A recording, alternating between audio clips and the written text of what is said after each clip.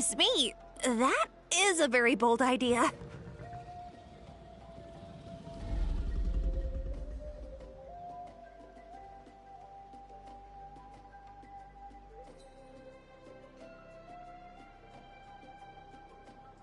Maybe so, but we have to act fast. What's the quickest way for us to block off the spouts? From a technical perspective, I'd have to advise taking some measurements and carefully planning this out first. But I'm guessing that's not what you want to hear. Then we'll have to take the rough and ready approach. See the solid phlogiston over there? Our prior inspections revealed that some kind of stable structure has formed inside, making it highly damage resistant. It's not without its weak points, but unless they're all struck at the same time, the structural integrity won't be threatened. So, what happens if we do strike them all at once? It'll collapse. Okay, I see where you're going with this. Yeah, you got it. As long as you hit all the weak spots at once from the right angle, the solid phlogiston will fall right on top of the spout and block it up. You're right about rough and ready. Sounds like my kind of plan.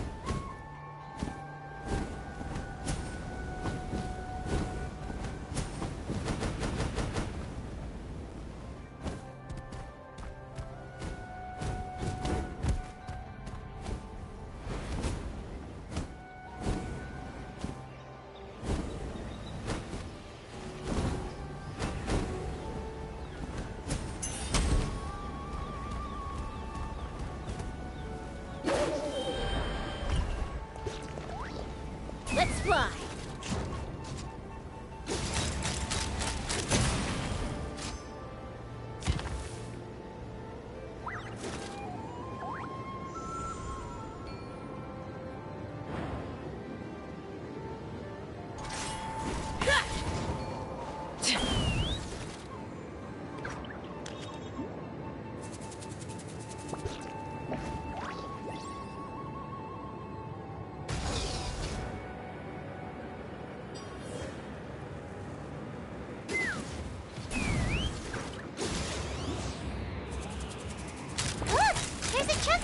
Phlogiston right over that spout!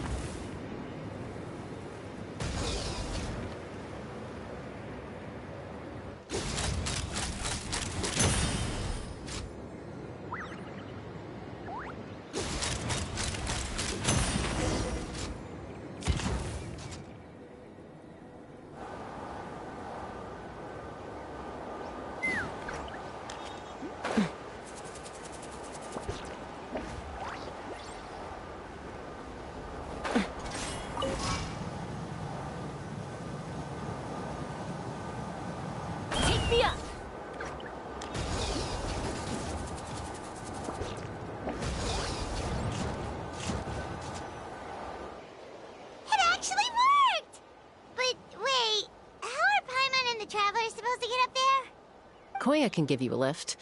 She's actually been following us this whole time.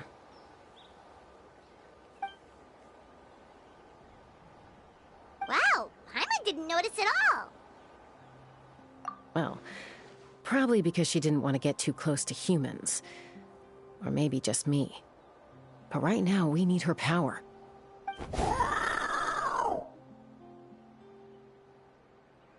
Whoa, you didn't even have to summon her!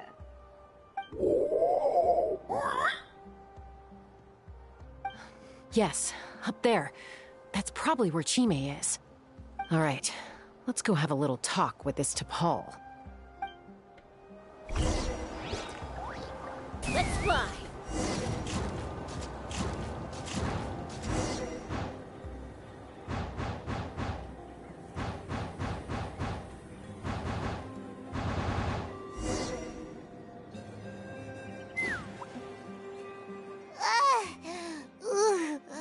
Haven't ever flown that fast before. She feels so ready to throw up. Aha. Just as I thought. It might look like a regular hot air balloon from the outside, but up close, it's clearly been heavily remodeled. And sure enough, it only descended below the cloud line because the custom-built machinery malfunctioned. I should be able to figure it out with T'Pol's notebook. Thankfully, I know a little DIY from fixing up my guns when they're having issues. That should just about do it. Now all it needs is a nice hard kick. Maybe that works on your guns, but, huh? We're really moving!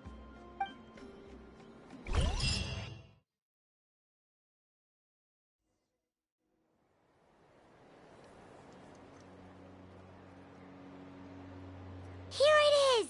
The workshop in the sky! Oh, you gotta see it to believe it.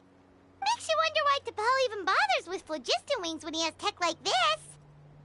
Well, according to the notebook, the platform beneath us runs on components from the Cinder City. Those can't be mass-produced. Also, I have some doubts about its mobility after seeing how it moved just now. For someone like T'Pol who dreams of flying freely, this definitely doesn't cut it. But if he's got that relic, he should be able to make a set of prototype wings for himself, right? Why bother making a whole flying workshop so he can mass-produce them?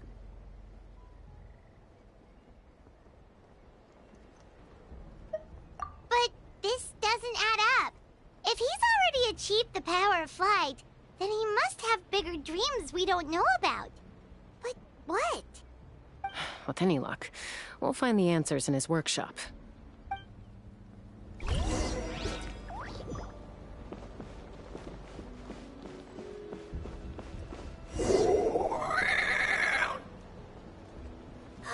Cuckoosaurs! Seems like the merchants were right. T'Pol's using them for his own ends! I'll bet that mechanism on top of the cage will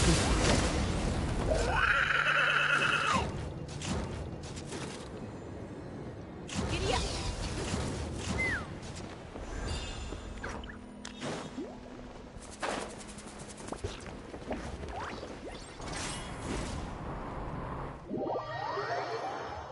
Take me up!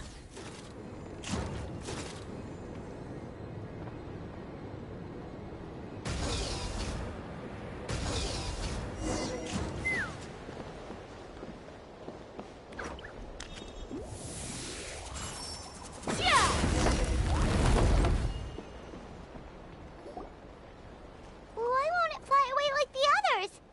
Is it... She's still breathing, but barely. By the looks of it, T'Pol was using these cages to extract phlogiston from the Cuckosaurs.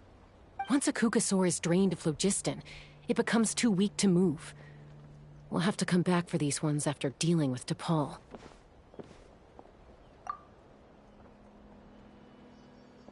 Let me see. Looks like a record of his phlogiston research. Log number 330. With the support of... I was finally able to launch the airborne workshop. Even though it relies on the relic for 80% of its power supply, I've at least taken the first step. Log number 348. Research on the relic is progressing well. I should be able to replicate the technology and scale up production very soon. Has proposed a name for this groundbreaking invention. The phlogiston wings. I think I'm getting close. Soon I will achieve my dreams.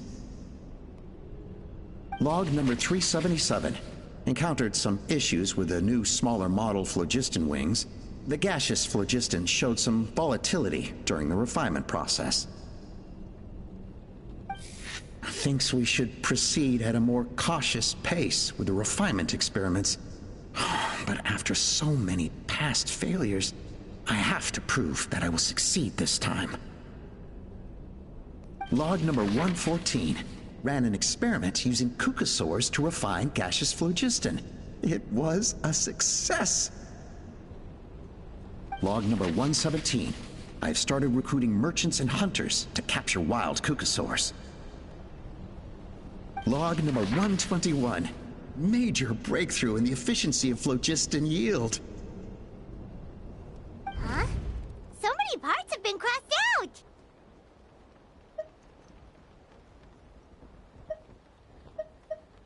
Yeah, probably the contact he alluded to in his other notebook.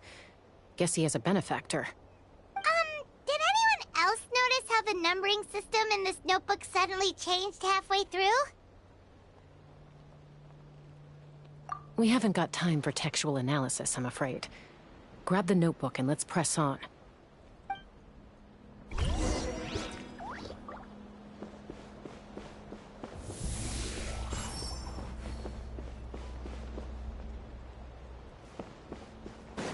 Huh. Never seen one of these before. Looks like this was built with the Cinder City components, too. You're not thinking of giving it a nice hard kick, are you?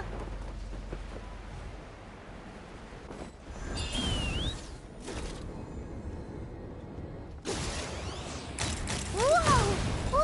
What's that mechanism doing? It's asking for a nice hard kick where it hurts. Aim for the weak spot.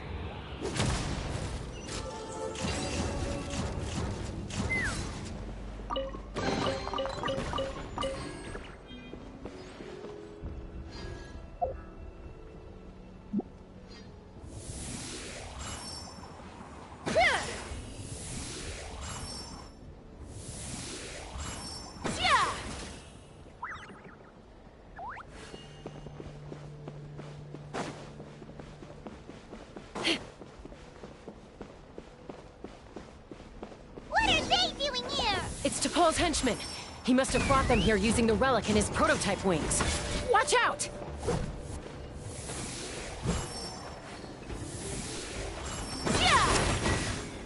Let's fly!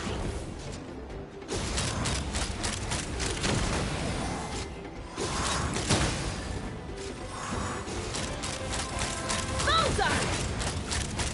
Bullseye!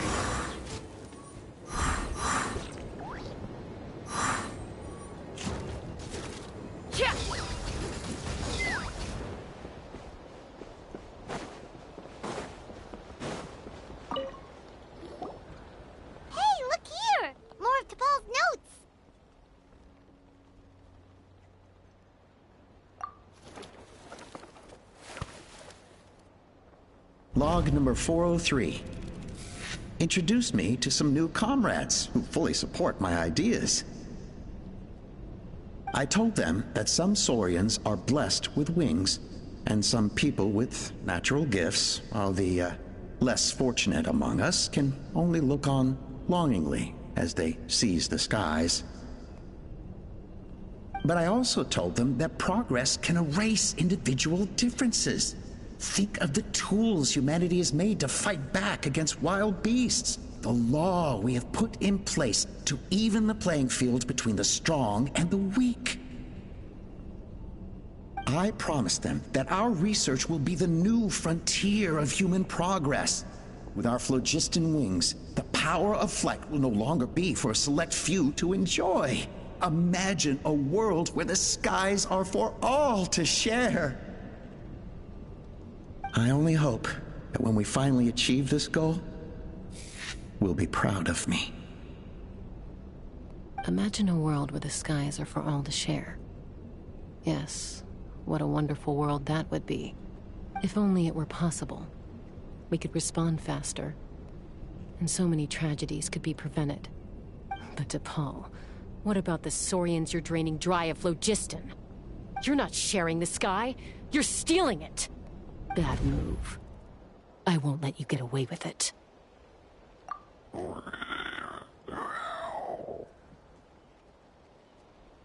I'm fine. Let's keep moving. I don't think we'll find anything else here.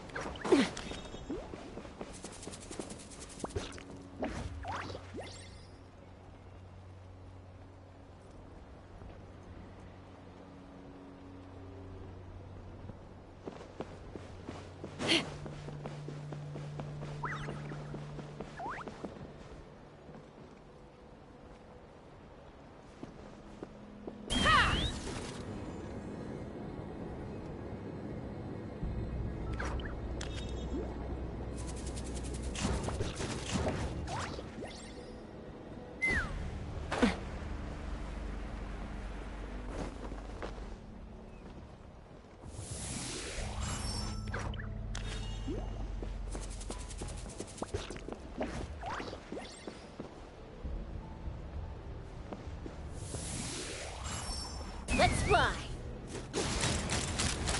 Bullseye!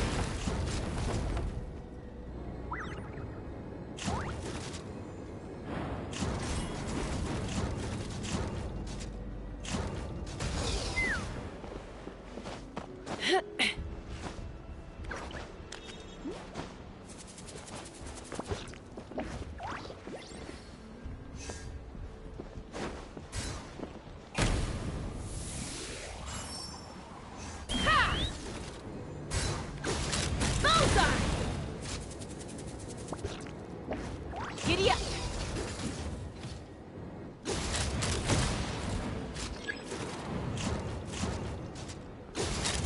Locked on!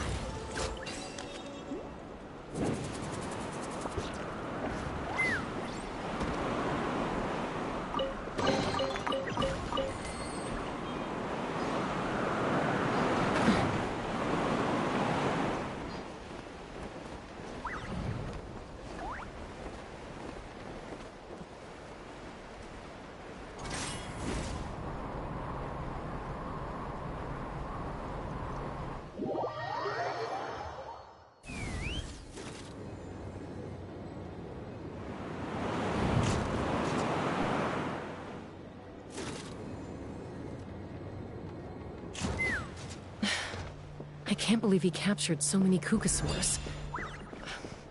But right now, we have to focus on solving this problem at the source.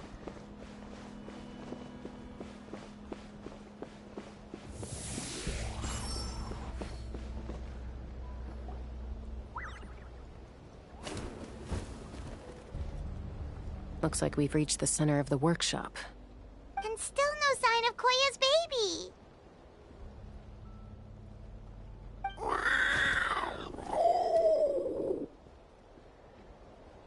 Let's search this area for now. If we still can't find Chime, we'll double back.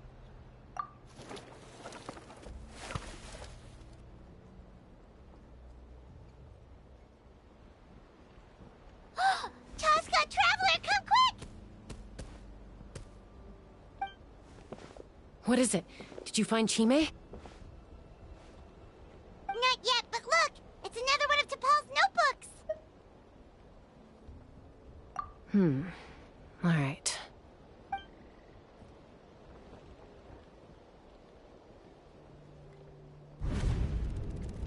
Log number 428. We decided to restart the experiments on phlogiston refinement, but without telling. This is the final obstacle to the success of the Phlogiston Wings project. We cannot fall at the last hurdle. Log number 436. Earlier today, suggested using Kukasaurs as an intermediary to extract refined phlogiston. It's certainly feasible, but... Anyway, as long as our secret experiment succeeds, I'm sure won't bring it up again. Log number 443. We will conduct the experiment tomorrow. But birthday is coming up, so hopefully we'll have a birthday surprise for her. Log number 444. Huh? Why is this log empty? I guess whoever wrote down the log number was prevented from recording the results.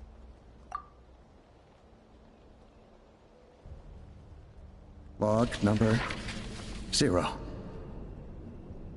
We lost many comrades in the accident. Among them are friends, lovers, and children. But we cannot stop now. We will keep their legacy alive and carry their dreams forward. As of today, we are scrapping the artificial refinement method. Instead, we will focus all our efforts on phlogiston extraction from live pucasaurs. They are arrogant beasts whose existence in the wild serves no one but themselves. Their true worth lies in their sacrifice for the sake of human progress. To facilitate our operations, we will gradually move the airborne workshop closer to the Flower Feather clan, even as we continue to expand it. All this we do to create a world where the skies are for all of humanity to share. All this we do to make T'Pol's dream a reality. Given the way this is written, not to mention the fact that the numbering has started over from 0, it kind of sounds like this is someone new. Does that mean that T'Pol's already... There's also a letter tucked in the end of the notebook. It's from Puma.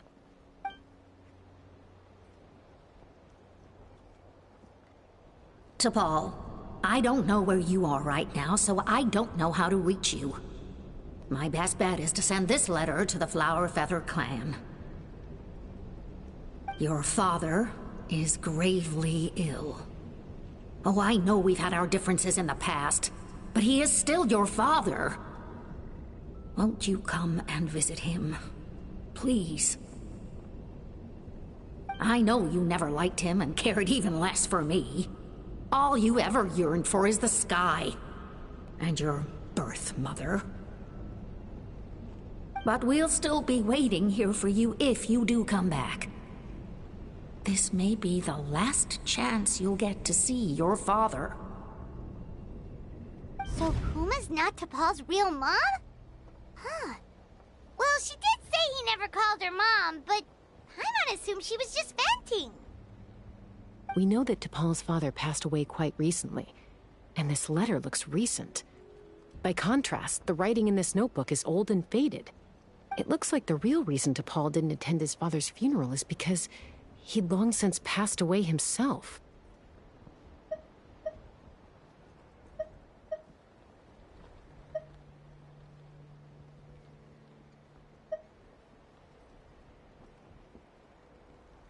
If we ask ourselves why this letter was sent to the Flower Feather clan, why T'Pol always yearned for the sky, and how he got his hands on a relic from the Cinder City, it all points to one answer.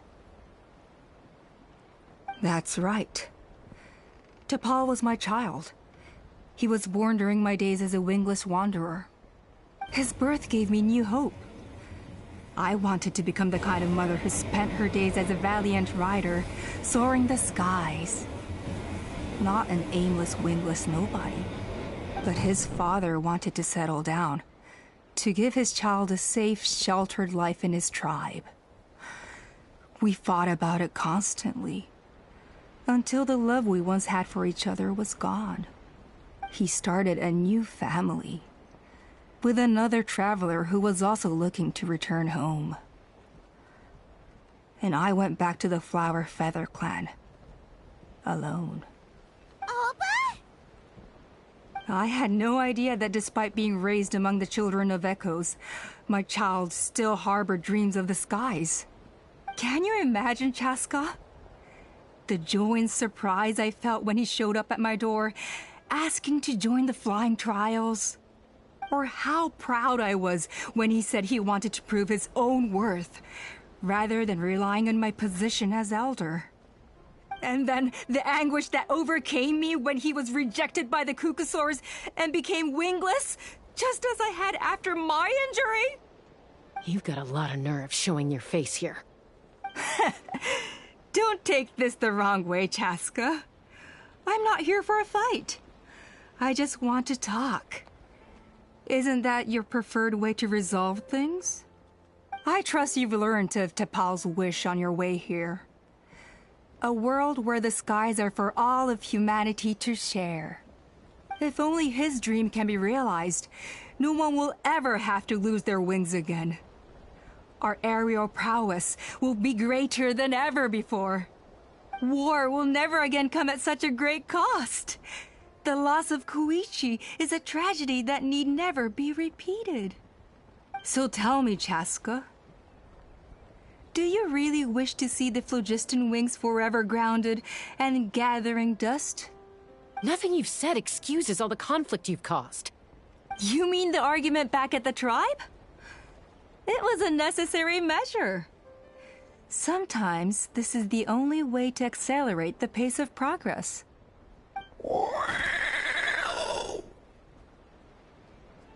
Is a mother harming her children when she coaxes them into swallowing a bitter pill?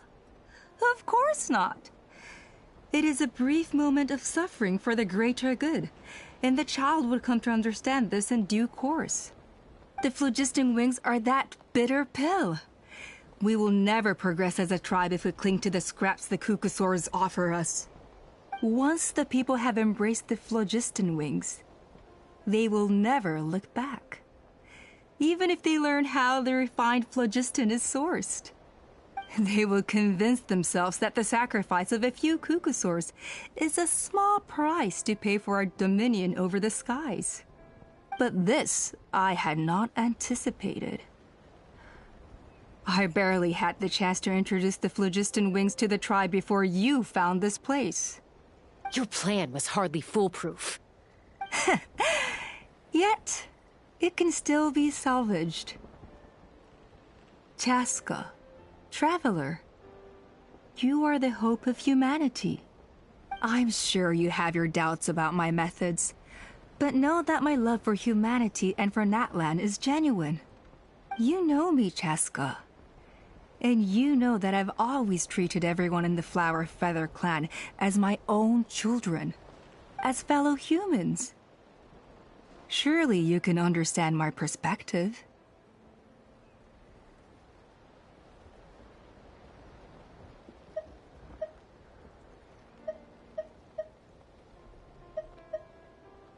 Alpa, Natlan doesn't belong to humans alone.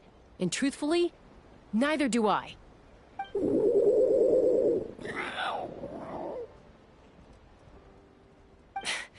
How many times has the Abyss invaded Natlan now? And yet despite how much stronger it is than us, Natlan still stands as a nation of humans and Saurians. Peace imposed by force will crumble in a matter of days, because social bonds are what hold a civilization together. Weren't you the one that taught me that? And yet you would break the bond we share with our Saurian companions to take more power for ourselves? That's as stupid as hacking your own arm off to use it as a club. They are wild beasts, driven purely by instinct. How could they possibly understand human social bonds? How did someone like her ever become a writer?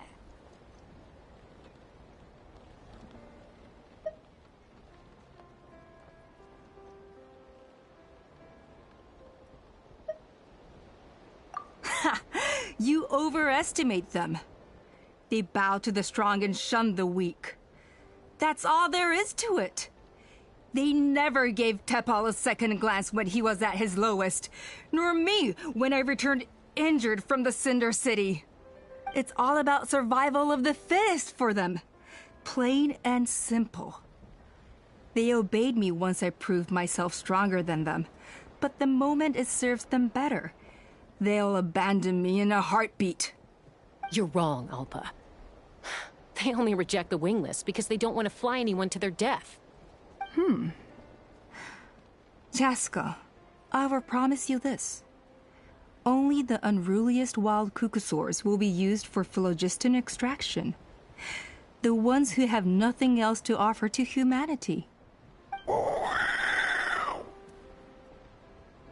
that's too bad. Because I know a few unruly wild cucosaurs who don't think that idea is gonna fly.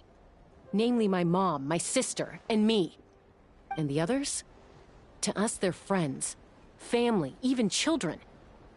So if you want to put any of them in one of your cages, you're gonna have to go through us. Is that right? I knew you might be difficult to convince. Maybe this will change your mind.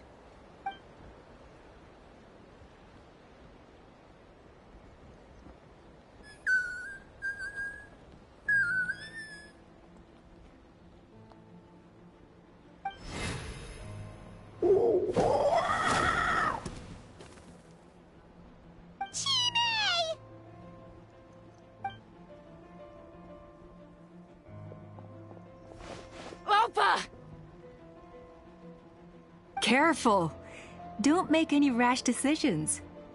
Unless you want to see her suffer. Oh no, that's one of the extraction cages! I told my subordinates to take control of the tribe while I was away. Luckily for them, our strongest warrior and our most powerful ally aren't there to stop it. Take control? What are you planning to do with Mutota and his supporters? Merely accelerate their inevitable downfall. They cannot stand in the way of progress forever. It is not the move I wish to make, but I'm afraid you and your friends force my hand. And since you insist on imposing me too, I have no choice but to keep you here until the dust has settled. So that's what you meant by I just want to talk. You never intended to negotiate. You just wanted to stall us. No, Chaska. I genuinely hoped I could win you over. You are the strongest warriors we have. Put down your weapons, and I promise you that no harm will come to this young Saurian. I just need you to stay here for the next couple of weeks or so, while my people consolidate their power. Then, I will give her back to you, and you'll be free to leave.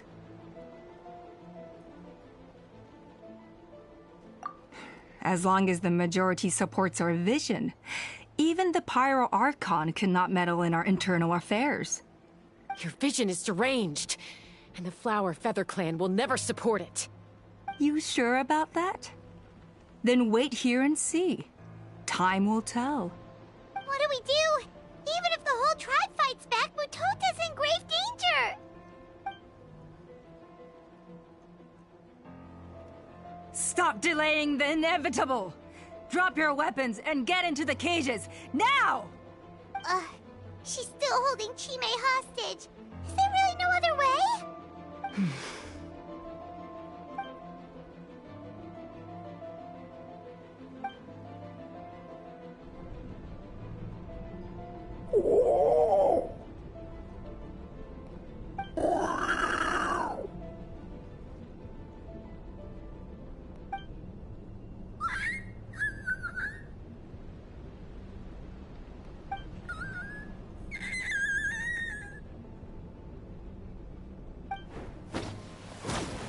Koya? Huh? What are you yapping about? Stand down. Drop your weapons, now! This instant! Ah! Ah! No! The relic!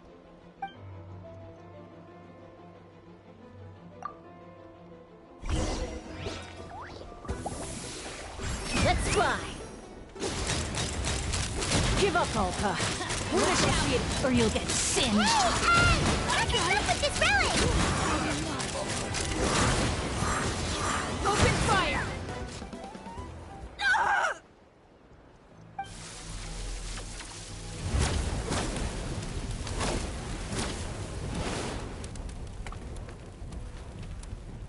No! What is she doing? She'll bring us all down with her! But why? We stabilized the relic! Maybe it got damaged in the fight. If we don't think of something fast, this whole workshop is gonna fall apart. No. They're directly beneath us. My beloved tribe!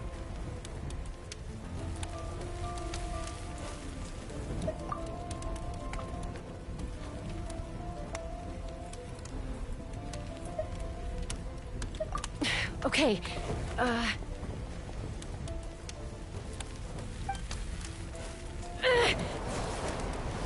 it's too powerful. This ain't a toy like last time. I don't think I can just throw it aside.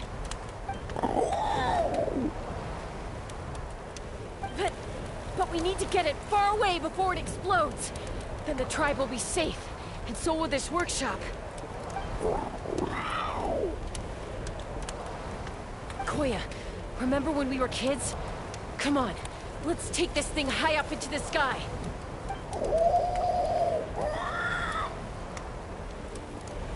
Don't worry, I know I can get rid of it before it explodes. We're talking some surface wounds at most. All I need is for you to catch me at the end, just like old times.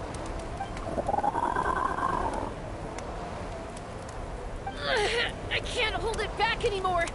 We have to go. Don't be insane! Alpa! What are you... You're a fool, Jaska! Why would you choose such a risky solution? We cannot entrust the safety of our tribe to this wild Saurian! I'm the fool. You really think you can stand a better chance than me? Sure, it may be asking too much for an ex-wingless to escape the blast radius in time. But I can fly it a safe distance away, even if it's the last thing I do.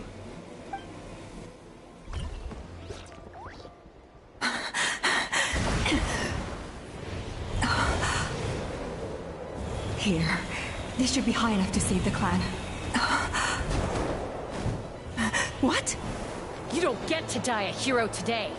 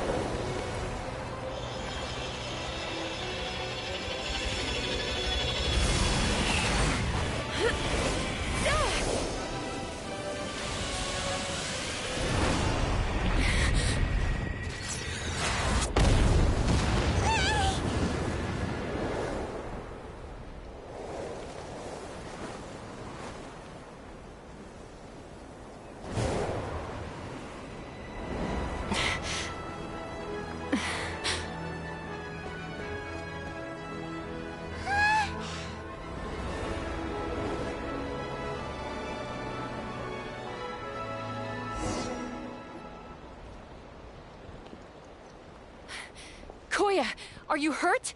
Let me take a look at you. What do you mean, I'm fine? Didn't I tell you to catch me on your back? Why did you try to shield me from the blast?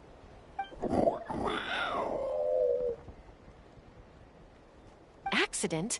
Yeah, right. Seriously, you're as stubborn as ever. Chaska, Koya! How are things looking here?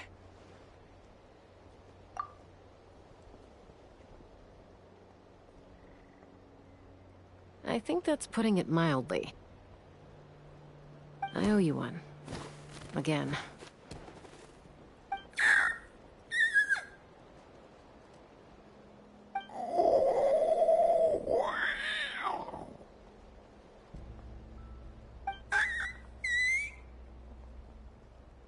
Oh, but be honest. Do you still think Kukasaurs can't form bonds? Mom, I'll figure out the refinement problem. I'll find a way. You don't need to worry about it. I just need some more time. That's all I ask. Please just trust me. Just this once.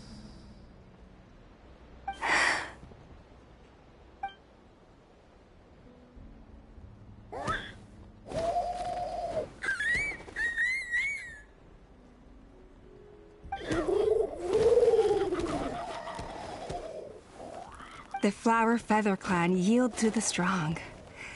And it's up to the winners to define what strength means. So it looks like it's my turn to yield.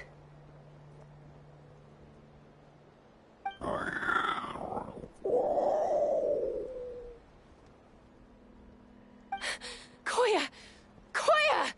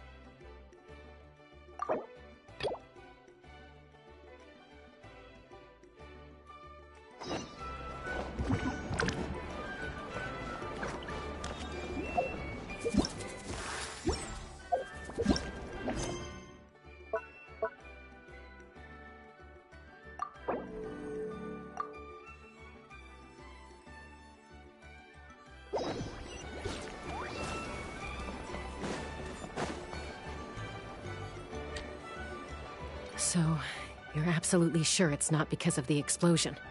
Yes, for the 10,000th time, I'm sure. The blast barely touched her.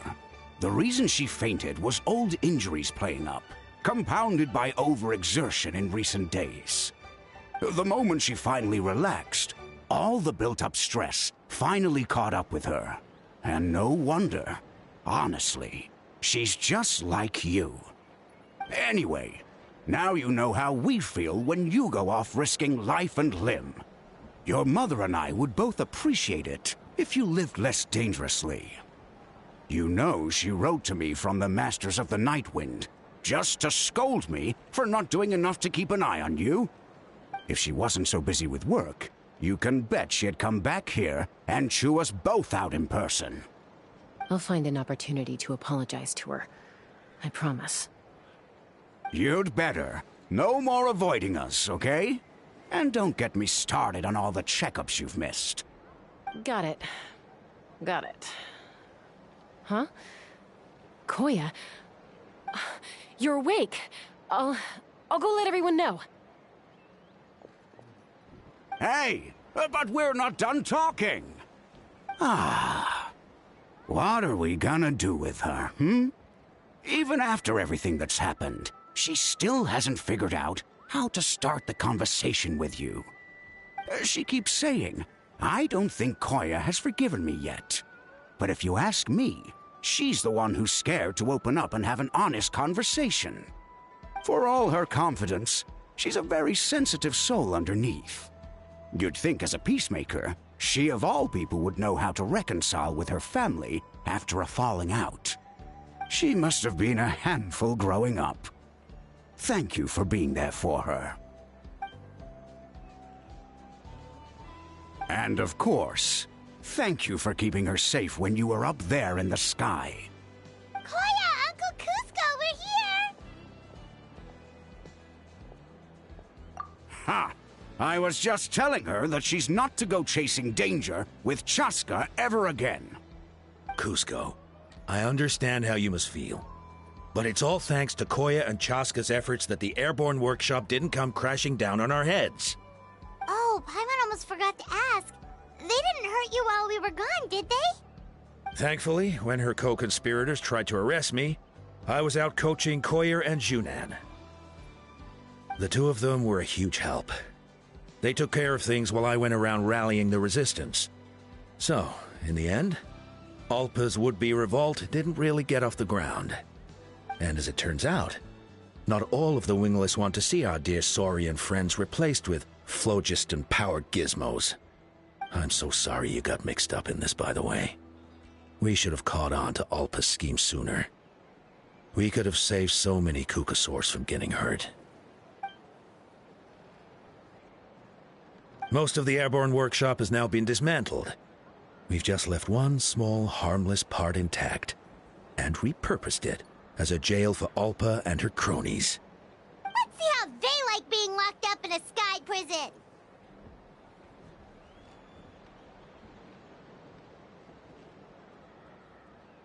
So, it looks like there's just one less conflict left to resolve.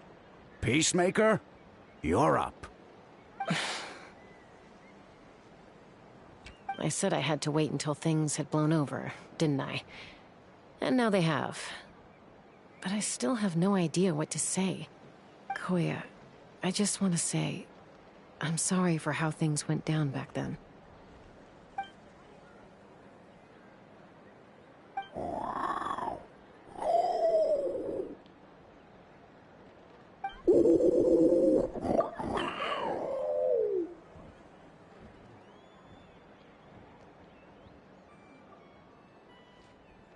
Huh? Does this mean you're not mad at me anymore?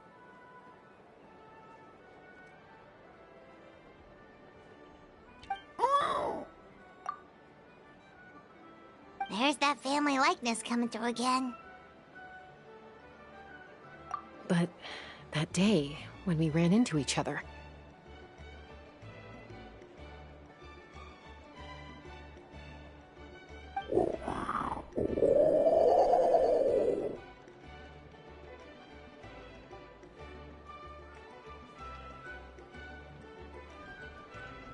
Huh?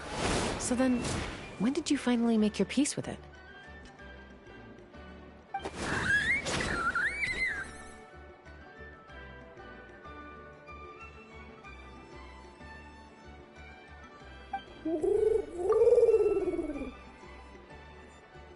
Oh, it's Chime and Chimfu. They're here too.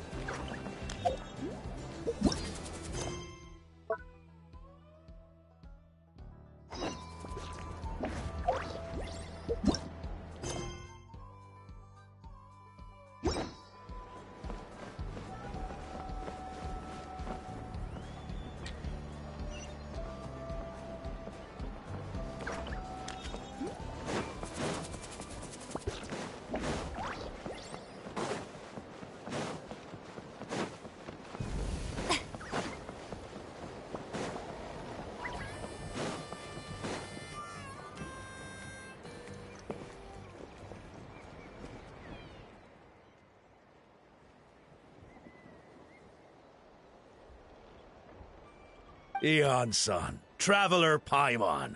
I'm so glad you're here.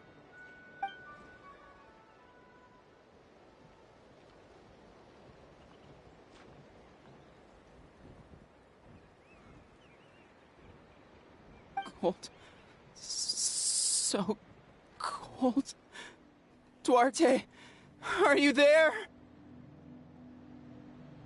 I'm drowning, and there's something in the water!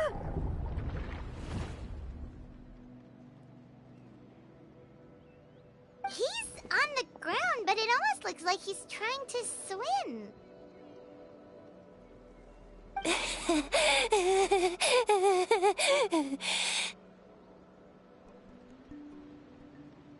The abyss. The abyss is coming. There are eyes in my hands, and hands in my stomach. And my stomach is full of teeth. It ate all of you.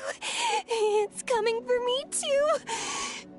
But we haven't been eaten. We're right here. Huh.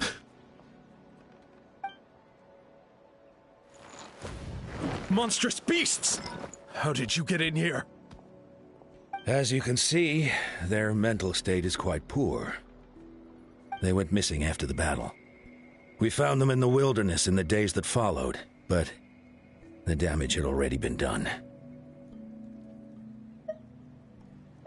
We found them unconscious in areas corrupted by abyssal tumors, lying next to their deceased comrades. My only guess is that something terrible must have happened during the battle. According to the chief of the Masters of the Nightwind, sudden exposure to a large amount of abyssal power can have mental as well as physical repercussions. We've never seen the effects this heightened before, but maybe Gasoithoth was just too powerful. Gasoithoth? What's that? It's the abyssal monster that appeared in the sky not too long ago. After consulting our ancient legends, we decided to call it Gasoithoth, Reaper of the Abyss. Oh, that giant black ball? Didn't we force it to retreat, though? True. It poses no threat to us now, but whatever wound it inflicted on these warriors still endures. We scoured all sorts of records for a solution, but nothing came of it. There was some mention of a treatment from several hundred years ago, but that knowledge is long gone. Right! You can purify abyssal power! Might as well give it a try!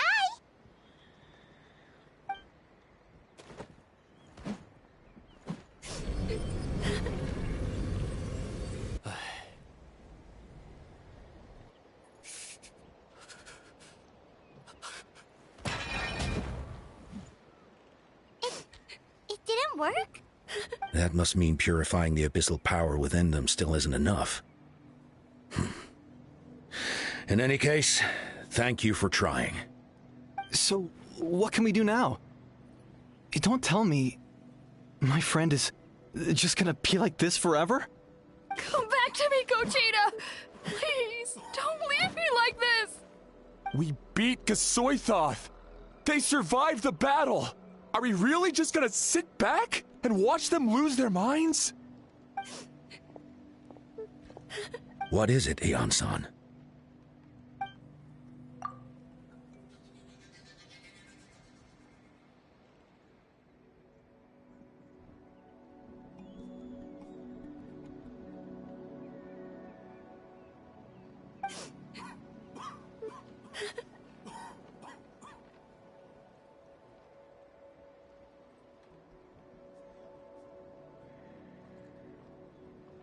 But,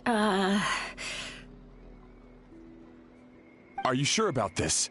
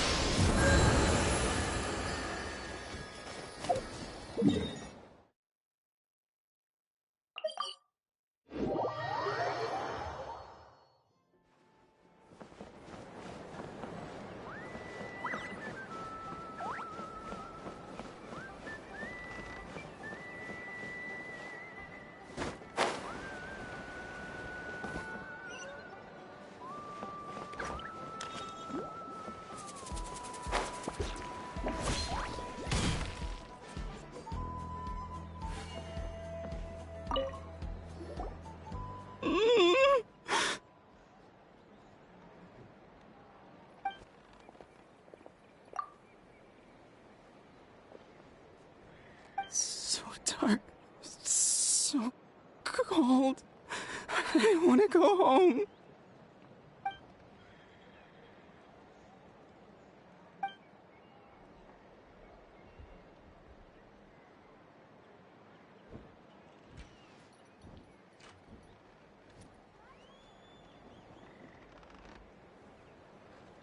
Huh?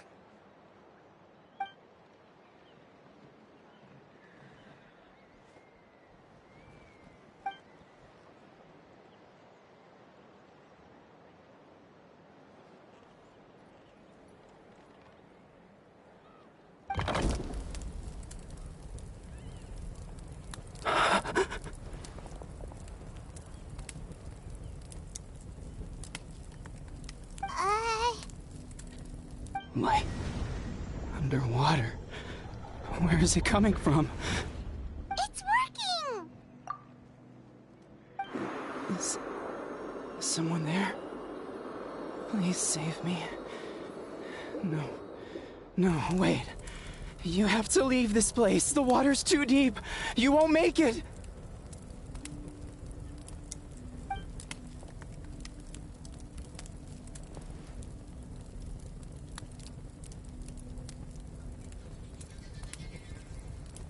No. Please. Just leave me. Duarte. Oh no, it's not working anymore!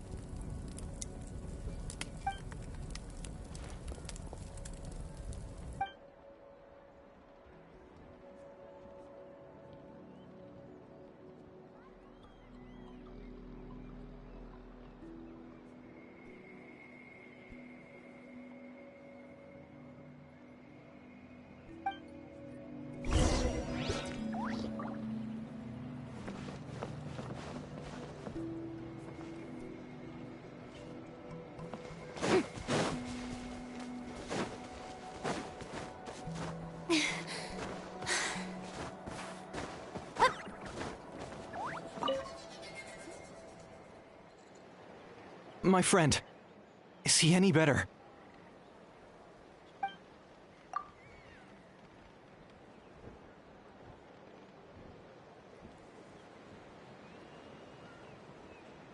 Duarte? Oh yeah, I remember. Duarte was the name of Otoko's Surian companion. Otoko almost drowned as a child, and Duarte was the one who saved him. He dove deep into the water and used all his strength to carry Otoko back to the surface. It was pretty touch and go, but both of them made it in the end.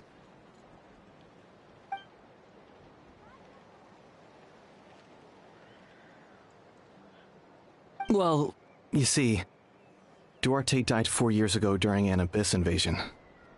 He was helping evacuate injured warriors from the front lines, but fell to an ambush.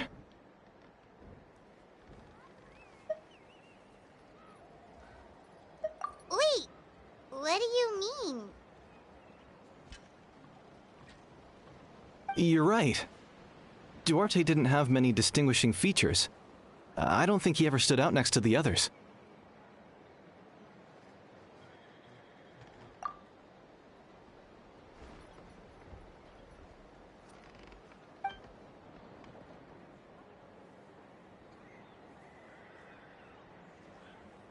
No problem. Thank you for looking out for him.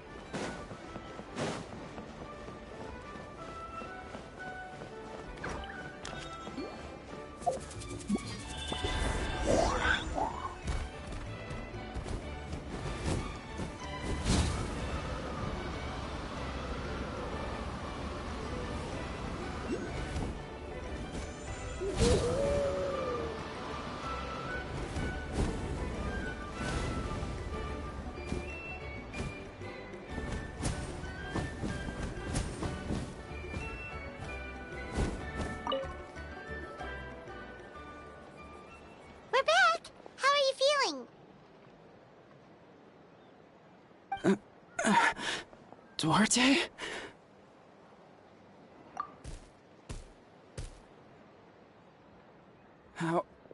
How did you get here? Are you here to save me? It's working!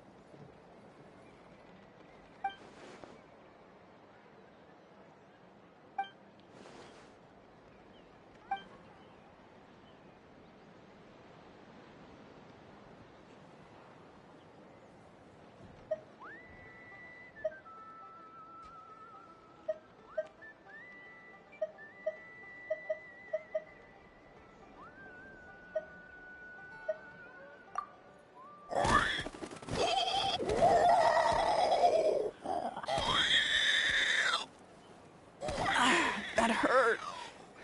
Duarte, you have to get out of here. There's something in the water.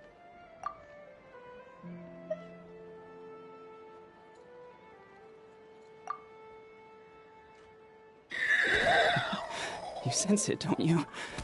This place is dangerous. Still. Hearing you make that noise reminds me of our first few battles together. You were such a little thing back then. And I also had no idea what I was doing.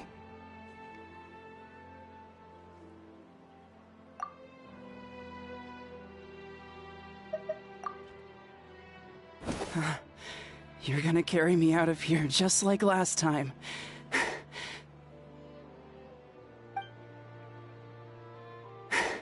Over a decade later, and you're still trying to save me. I can't believe you made it this deep underwater, but I'm so glad you found me. Once we're out of here, let's split a huge portion of blazed meat stew, just like old times. I owe you for this. We're almost at the surface. People tried to tell me you were dead, you know. As if I'd let that happen. I promised to protect you. There's no way. No way. No. Wait. I failed. I...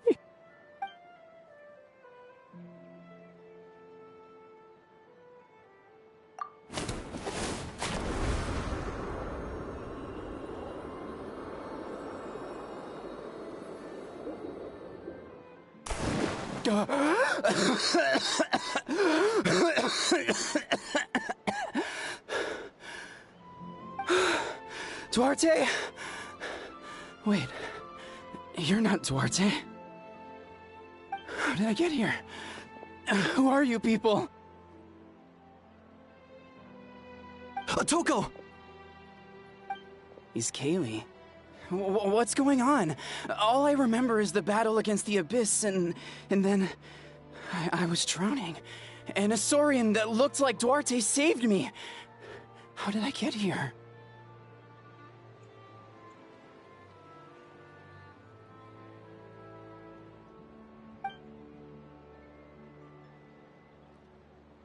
You went through all that for me? While all I did was cause trouble for everyone?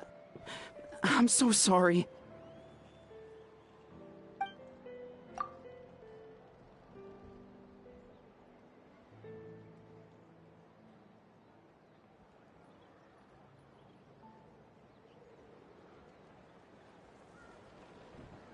Thank you. I appreciate that.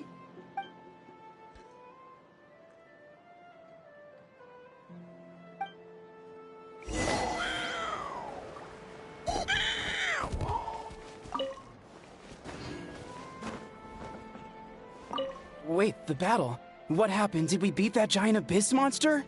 Hey, don't worry. We won. Thank goodness.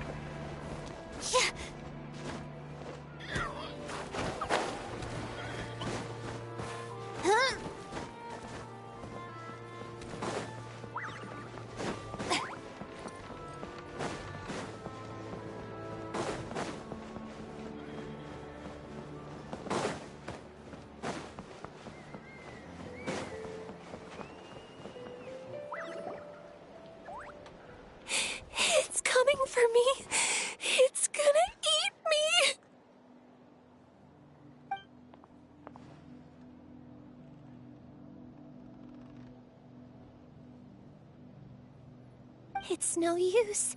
It'll just come back. Nothing can stop it. Nothing can stop the abyss. It will devour everyone. One day, we'll all be reunited in the pit of its stomach. Maybe it's just Paimon, but she seems to be in even worse shape than Atoko. She can talk to us, but nothing she says makes any sense. She also seems really afraid.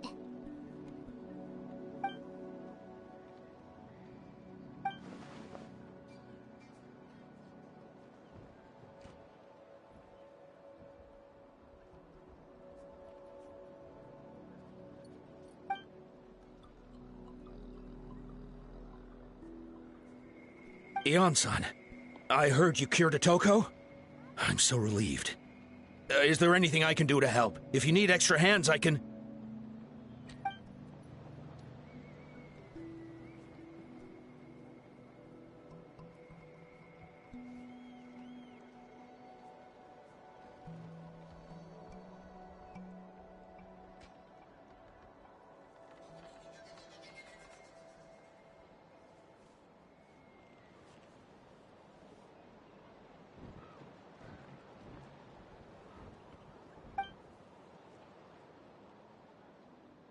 I think you're onto something. The mental distress does seem to be connected to pre-existing fears and anxieties. Kochita doesn't like it when people talk about her past. But the situation is urgent. So, I guess I'll be the bad guy. Ion-san, do you believe there are people in this world destined for battle?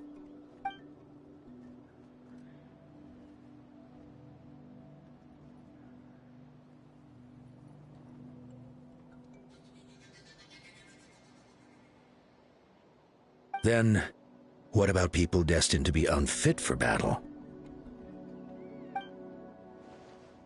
When Kochita was little, her parents died fighting the abyss. She was only 11 or 12 at the time, and her brother, even younger still. The two saw their parents collapse in a pool of blood as flames roared and spread all around them.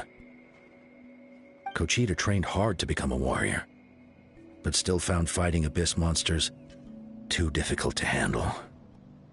She and her brother were left with severe trauma after the incident. Pain and fear that they could not get over no matter what. But isn't Kochita one of the warriors who fought the abyss? Didn't you find her unconscious out on the field? Yes, we did. You see, something changed within her several years ago when the abyss attacked our tribe and broke into her home. By the time the guards rushed to the scene, they found her standing there, weapon outstretched, hands trembling. Her brother huddling behind her for safety, and the abyss monster dead at her feet. She didn't even look at it, and just kept repeating the same thing over and over. You're the only family I have left. I won't let anything happen to you. She became a completely different person after that. She earned a reputation as a very capable warrior, and fought countless battles against the abyss. We all thought she overcame the trauma, and we were so happy for her. But now it seems like even if she buried it deep within herself, the fear still never left her.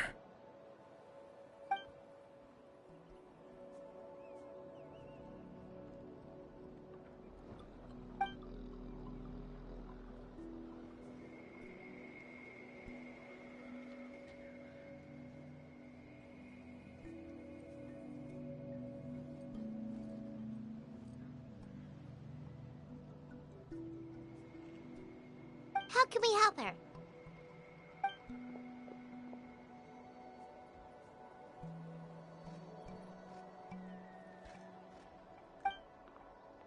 Quali?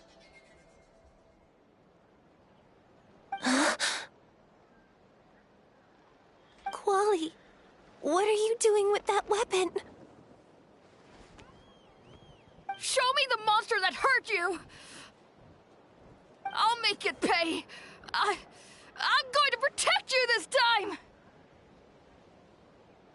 Calm down, Quali. That monster is already... I can do it! I don't care what it takes! I just want her to get better. She's the only family I have left. Family?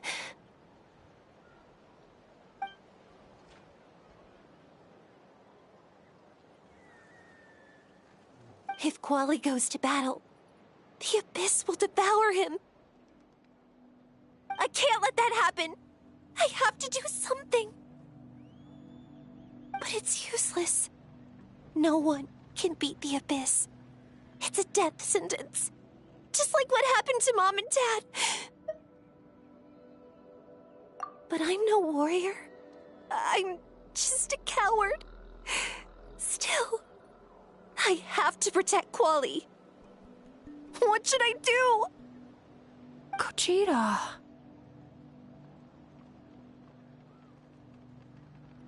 Fight it. One more time?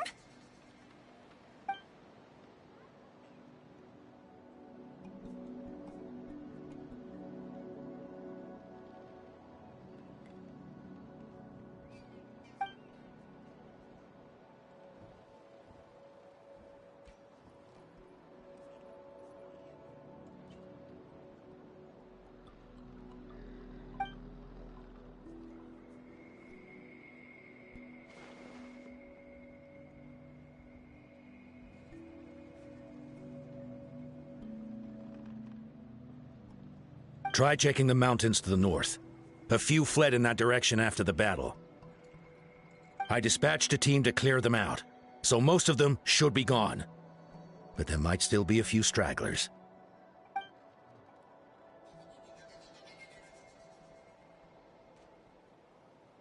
There's no turning back.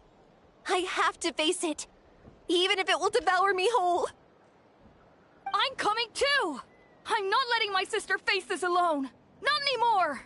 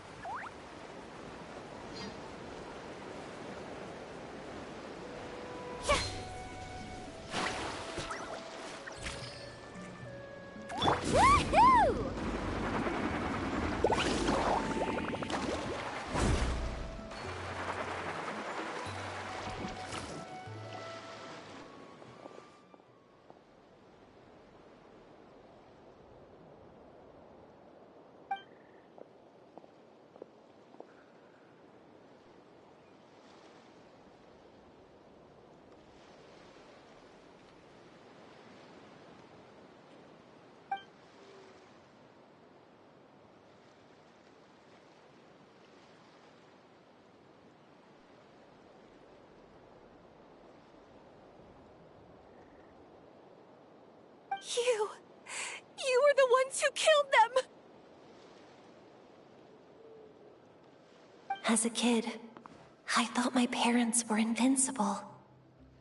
They were always so strong and gentle. They seemed like the most powerful people in the world. But I can still see the image of them collapsed at my feet that night.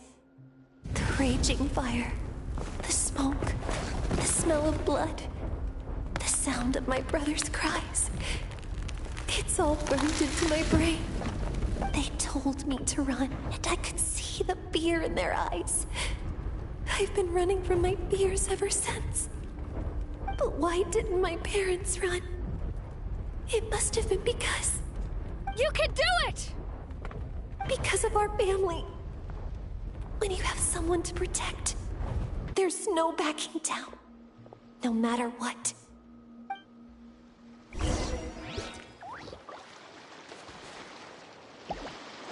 Stay away from my brother! Let's help her out! Settle down!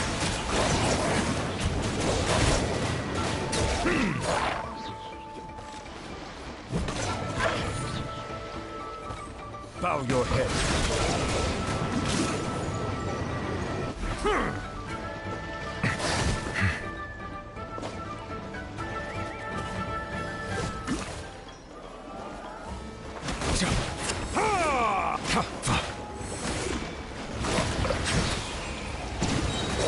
I can do this. I have to do this.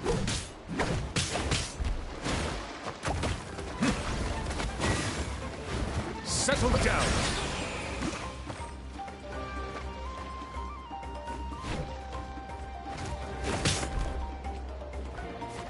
Let the mighty be humbled. Go away!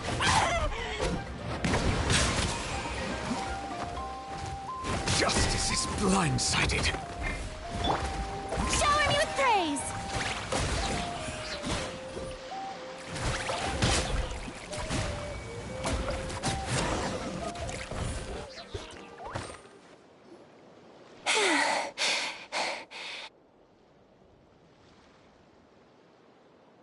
Where are the rest? Where are they hiding?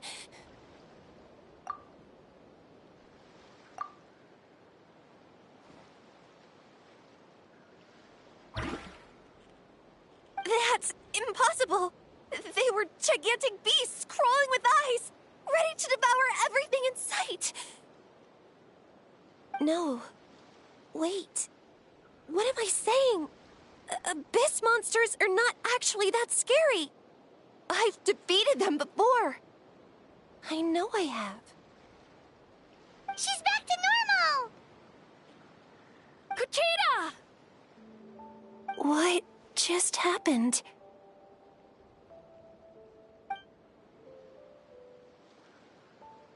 That is quite embarrassing. Sorry about that. I've always envied warriors who don't get scared or feel lost. It really felt like I was getting stronger over the years. But in the end, maybe I never made any progress at all.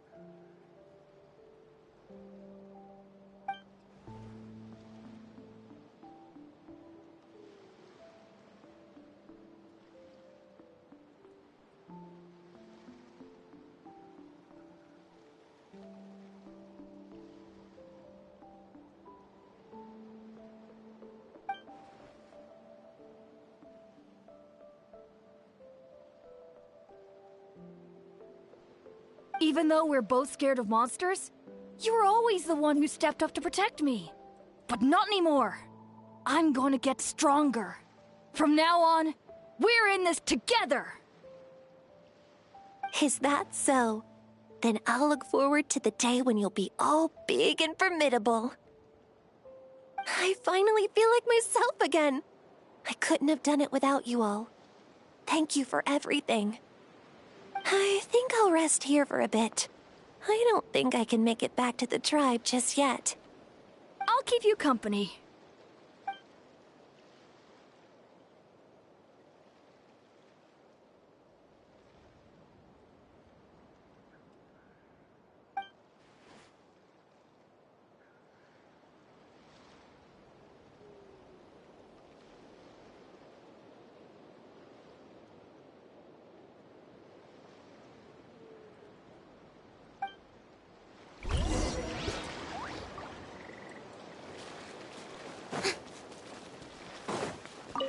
I'll fight by your side until every last monster is gone. That's very brave of you. But you know what would make me even happier? If this whole war would end tomorrow, so you would never have to fight at all.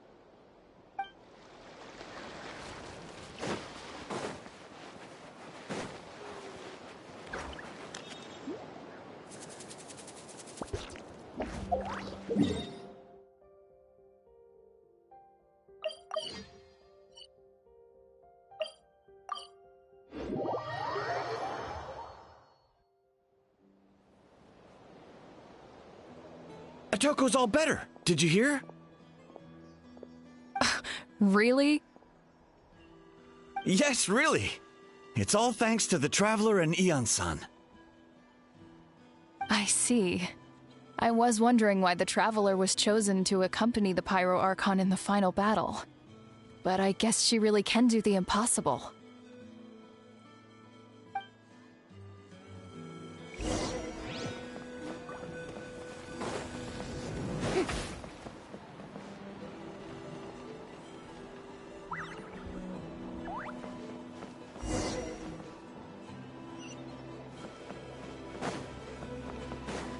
So all those rumors about the Traveler really are true.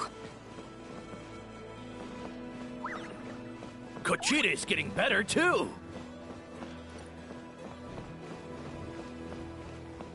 Koichi, give me a hand for a sec. Right. Koichi's not... She's not here anymore.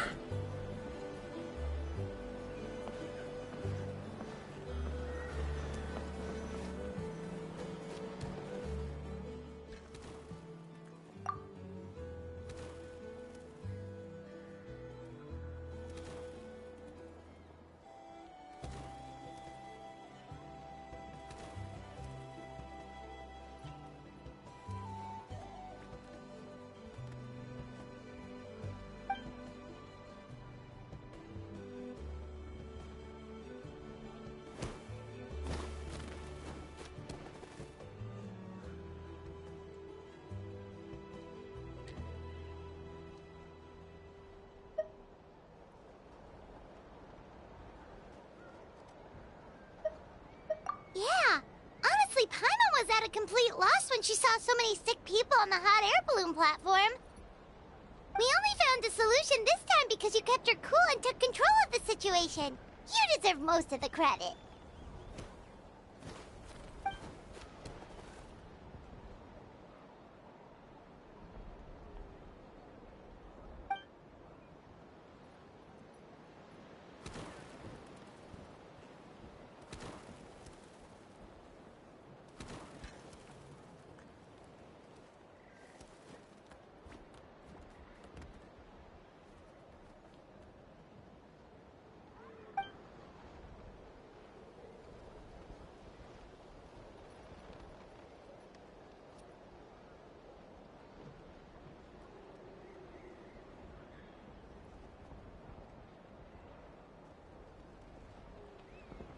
Whoa, you're right. That makes a lot of sense.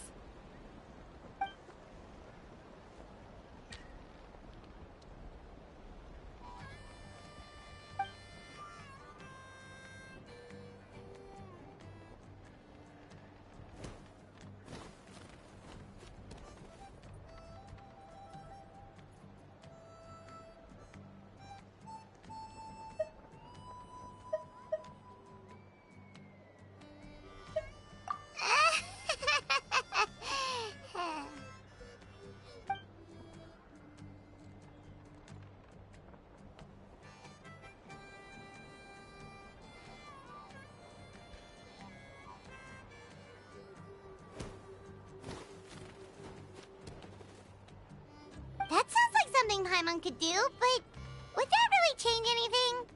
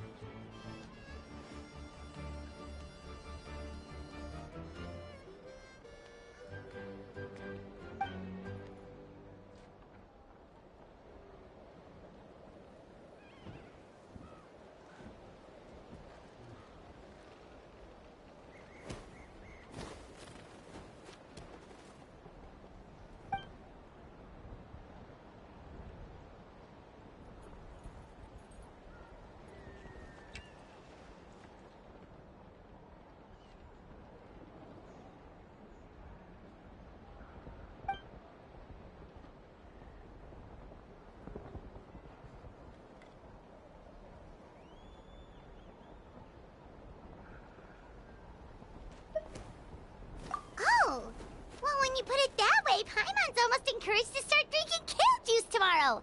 No, today. Paimon will start today. You're amazing, Ansan. You really make Paimon feel like she can do the impossible. Maybe your true strength is giving other people strength.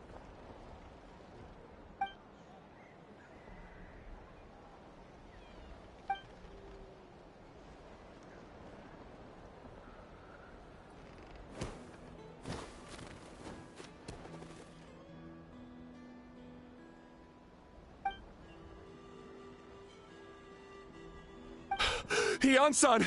Bad news! Occult Land is out of control!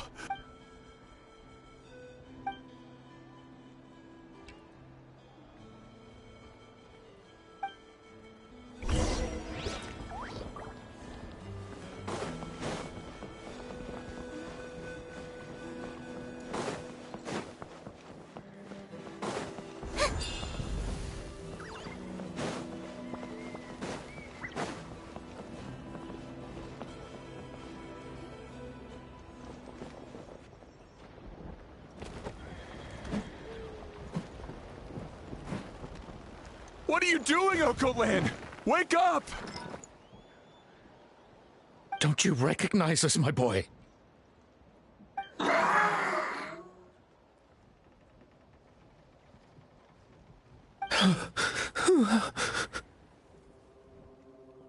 The Abyss monsters are everywhere. Everywhere.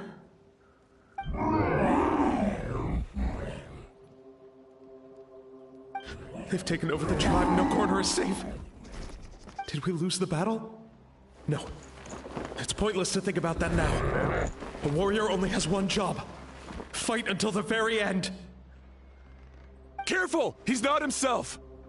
Occult Land!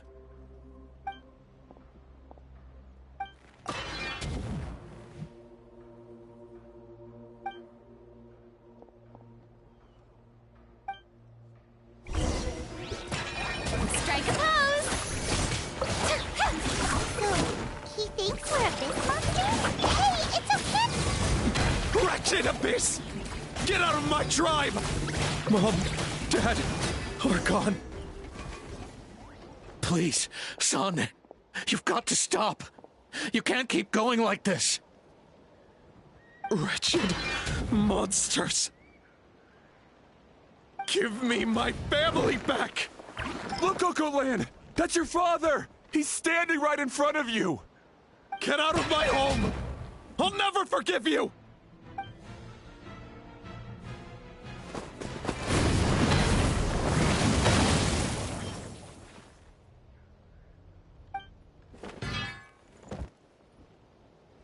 Are you alright,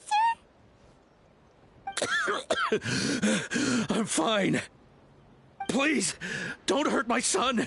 He's just trying to protect his home.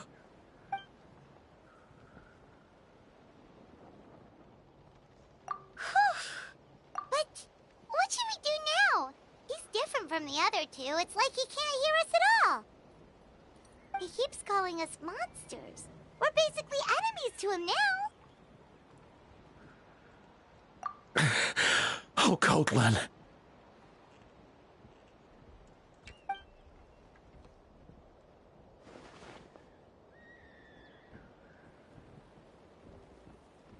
Abyssal corrosion syndrome.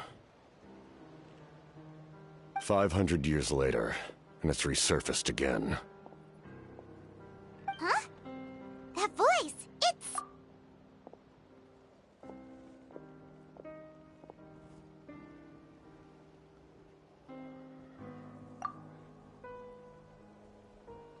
Direct contact with high concentrations of abyssal power causes irreversible mental trauma in most people. The exact presentation will vary according to trauma level. Some will suffer from superficial hallucinations and maintain the capacity to perceive the outside world. In such cases, verbal and physical interaction can be used to break through the hallucination. However, there are also those who are so far gone, entrenched in hallucinations so deep, that medical intervention is the only option. That's why we developed the Drought of Lucidity. The draft of lucidity? It's a kind of medicine that can dispel the psychological impact of the abyss. The treatment comes with severe side effects, including chronic migraines for the rest of the patient's life. So, it's reserved for the worst cases. This man is a devoted warrior, one not easily swayed from battle. That is precisely why it's so difficult to pull him out of this hallucination. If you trust me to be true to my word, give him this. Wretched monsters! Setting up an ambush! Give me your worst. It's either your end or mine! Hurry! He's awake! Please, give him the draft. My son thinks he's alone in this world. In his mind, all his family and comrades are gone, and only enemies remain. There's nothing more painful for a warrior than losing everything you fought so hard to protect.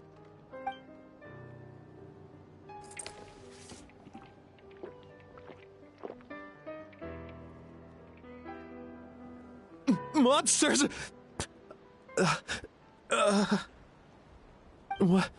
What's going on?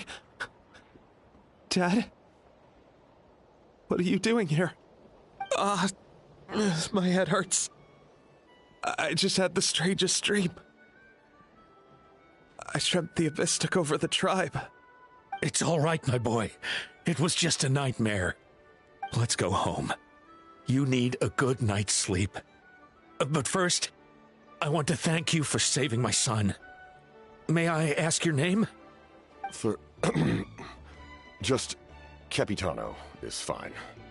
I owe you more than words can say, Mr. Capitano. My name is Mune. You're welcome in my home anytime. Time to go, son. Can you stand?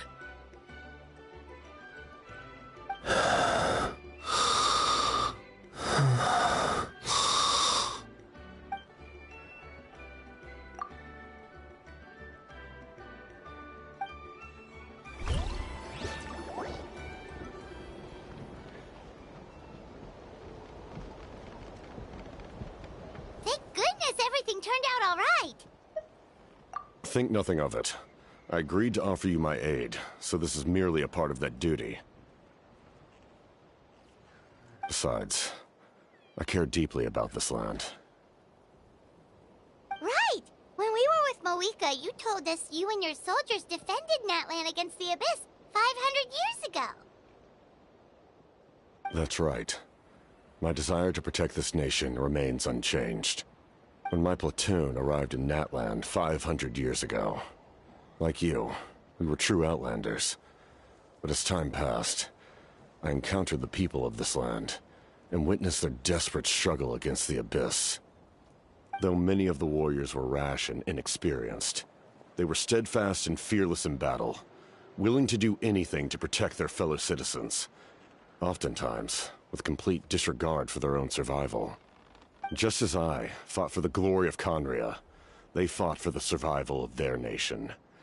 We happened to share a common enemy, so I decided to offer my aid. We fought side by side to the very end. I traveled to many places after that, but I never forgot this land. Even now, my work in Natlan remains unfinished.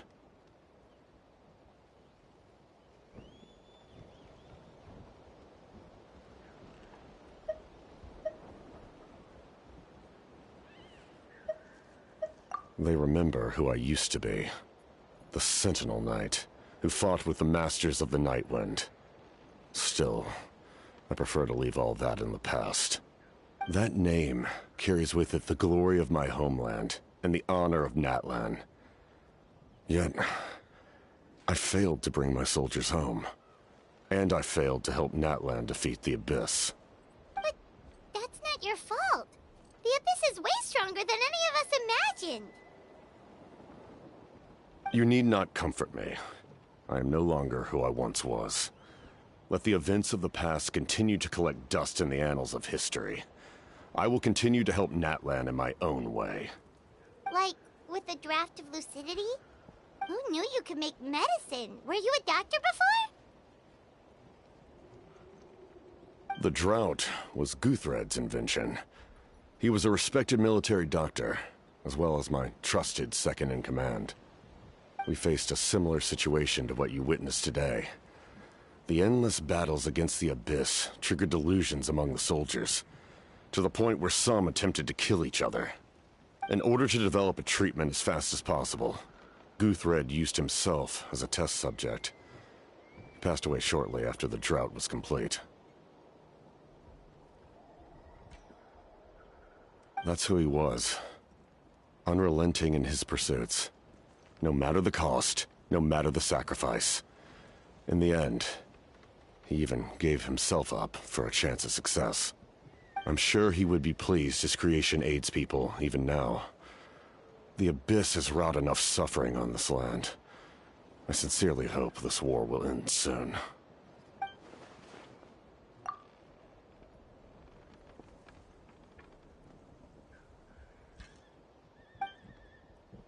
Stop worrying about other people's survival, about their losses and sacrifices. You just need to win. That must be why I've returned. For this moment. Please finish what you set out to do, Commander.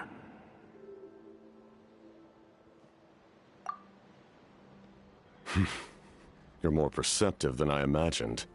However, some things are better kept secret for now. We may be working together, but our goals are not entirely aligned. What's with the secrets all of a sudden? I'm starting to think we should be more careful around you. I do not mean to jeopardize the trust between us. I simply prefer to keep this to myself, because it's a personal matter. All I can tell you is this. Natlan may have survived the worst of the crisis, but the souls of this land are still not at peace.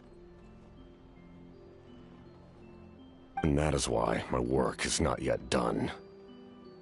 Well, if it's personal, then we'll just have to trust you. If you have other questions, I'm willing to answer them. Wait, like anything? Hana wants to know how you eat with the mask. Anything you want to ask, Traveler?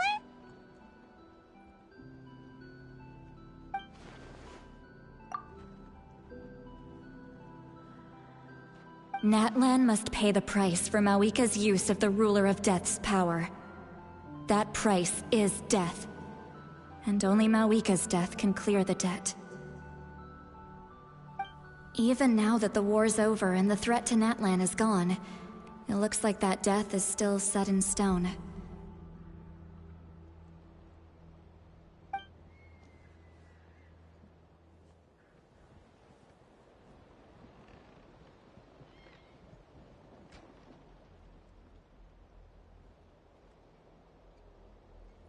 In the garden cultivated by the gods, flowers and weeds grow side by side. When the weeds compete for nutrients in the soil, the gardener intervenes to inhibit their growth. I'm not one to pass judgment based on my own standard of right and wrong. But it is an undeniable fact that she is responsible for my suffering, as well as that of my people. If that explanation is too difficult to understand, allow me to show you exactly what I mean.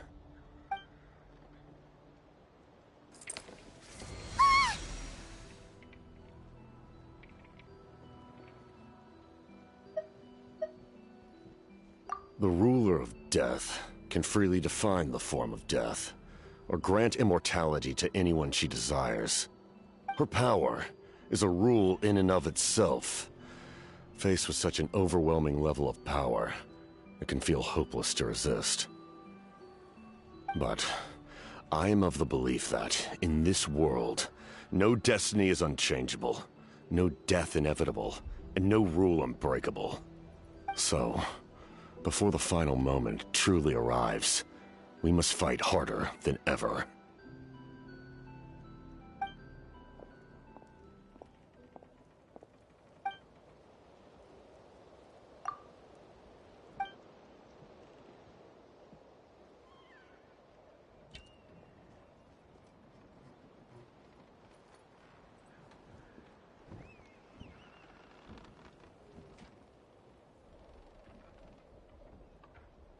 Did something happen?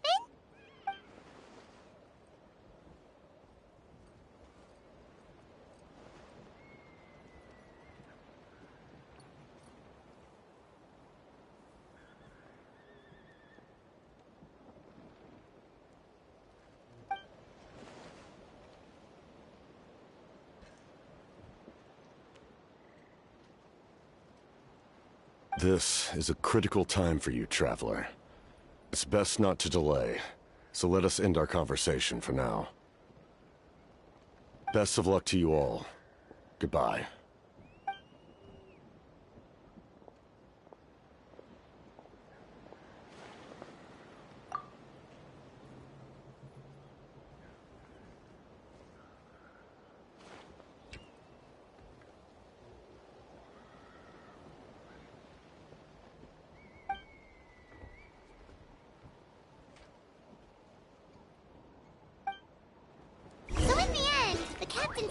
Told us his real goal. He kind of reminds Paimon of someone we met recently. Oh, right, the Lord of the Night! They just seem so tired, you know? Since they've both been alive for many centuries, do you think that's just what happens when you've been alive for too long?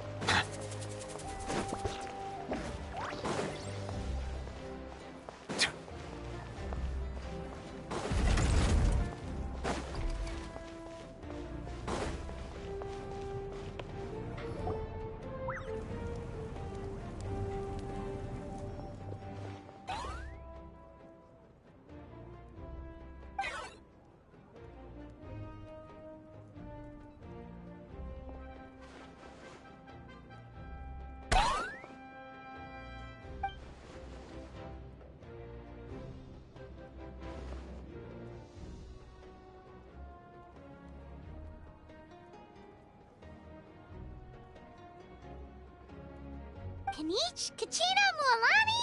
Woo! Everyone's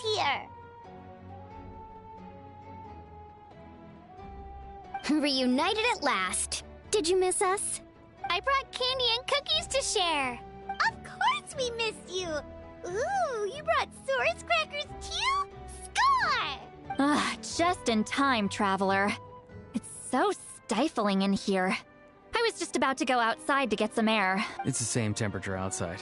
Anyway, how was the trip here? To be honest, I also didn't expect this many people to show up. A third of this amount is more than enough for my plan. I need to ask them about you, gather their thoughts and hopes. That will help the formation of your ancient name. Oh, you brought the Pilgrim's Chronicle, right? Yeah, let me take a look. Okay. The progress looks good. We have enough people, so let's get started. Sorry I'm late. Chaska showing up late for something? That's a first. I had to follow a group of monsters further than expected. When I got back, I heard about what you did for my tribe. Thank you.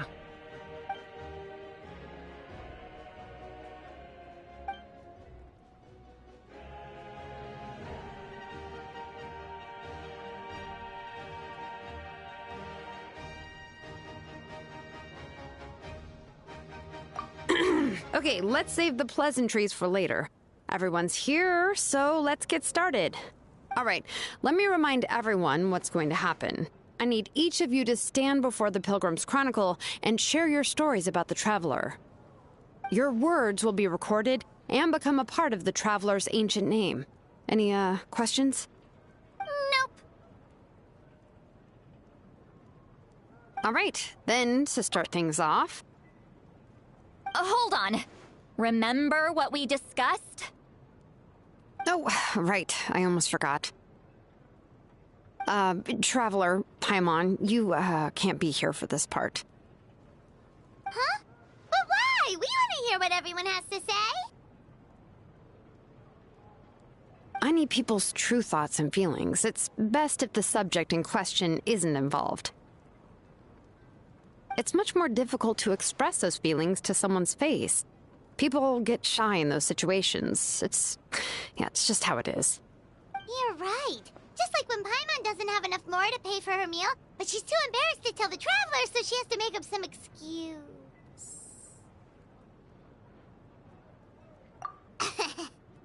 So basically, you want us to leave the Pilgrim's Chronicle here and wait nearby?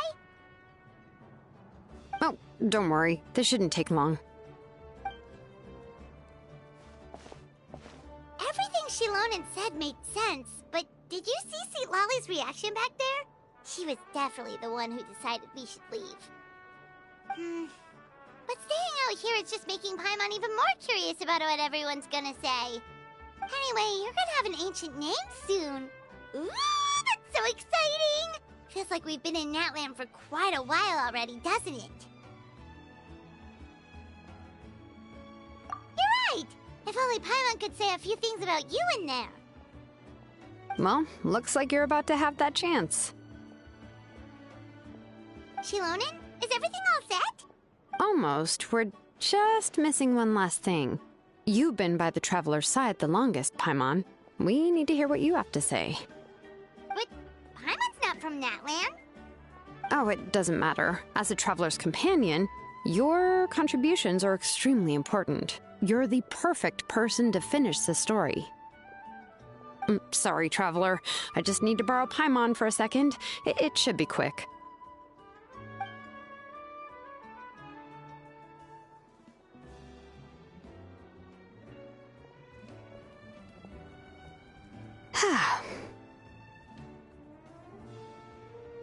Paimon gave us a lot, and I mean a lot of information.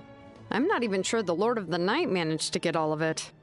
Well, we've been to 6 nations already. Here, you can have the Pilgrim's Chronicle back. I'll need it when I forge the name, but you can continue your adventures in the meantime.